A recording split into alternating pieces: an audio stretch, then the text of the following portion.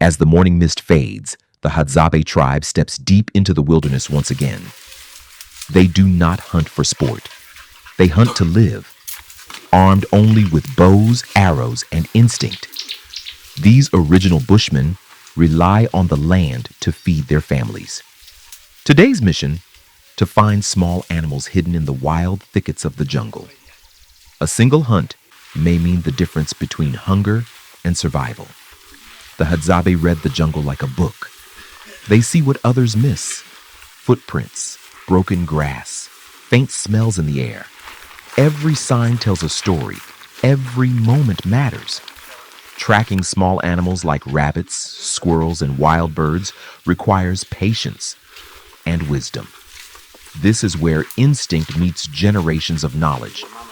With silent steps and sharp focus, the Hadzabe close in on their prey. A sudden rustle, a quiet signal.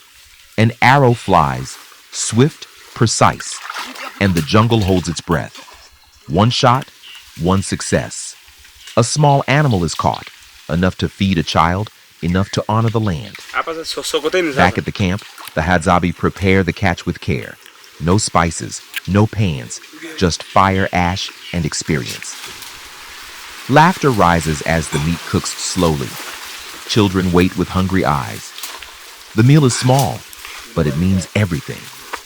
To hunt is not just to eat. It's to survive, to keep a culture alive in the heart of the wild.